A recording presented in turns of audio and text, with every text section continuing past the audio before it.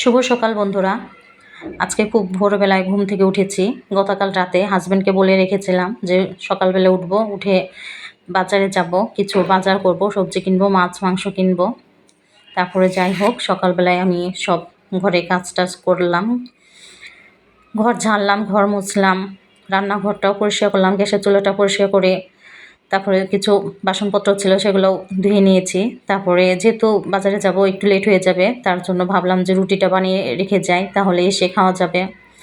আর এদিকে আমার হাজব্যান্ড ব্যায়াম করা শুরু করে দিয়েছে। বারবার বলছে যে ওঠো ওঠো, বেশি লেট হলে তো তোমারই সমস্যা, তোমার কি অফিসে যেতে হবে লেট করে।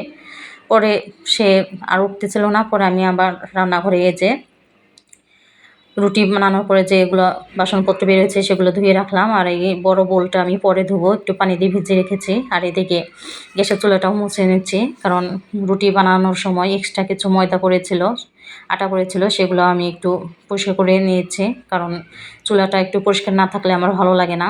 আর এদিকে আমার হাজব্যান্ডের ব্যায়াম এখনও শেষ হয় নাই, তো সে রেডি হচ্ছে, আমিও রেডি হয়ে নিচ্ছি। আর এদিকে আমি বিছানাপত্রটা উঠাই নাই, কারণ হাজব্যান্ডটা একটু লেট করে উঠেছে। পরে ভাবলাম যে সব কাজ করে পরে বাজার থেকে এসে পরে উঠাবো। এদিকে আমরা এই যে রেডি হয়ে বের হয়ে যাচ্ছি। হাজব্যান্ডের সঙ্গে বাইরে যাওয়ার সময় আসলে দরজায় লকটা আমিই দিই, না হলে হাজব্যান্ড মনে করে যে সে মনে হয় তালা দেয় নাই, আবার আমাকে পাঠায় যে চেক করতে, যে দেখে আসো আমি তালা দিয়েছি কি না। কারণ আমাদের বাসায় কিছুদিন আগে চুরি হয়েছিল, এখন আমরা আসলে খুব সাবধানে থাকি। যাই হোক, হাতে বাজারের ব্যাগটা নিয়ে বের হয়ে পড়লাম। আর বাজারের ব্যাগ নিয়েই আমি সবসময় বাজারে যাই, আমার হাজব্যান্ড তো বাজারের ব্যাগ নিবেই না।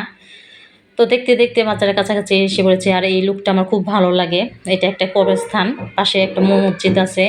তো বাজারে আমরা প্রবেশ করেছি, এখন নিজেদের পছন্দ মতো কিছু সবজি কিনবো।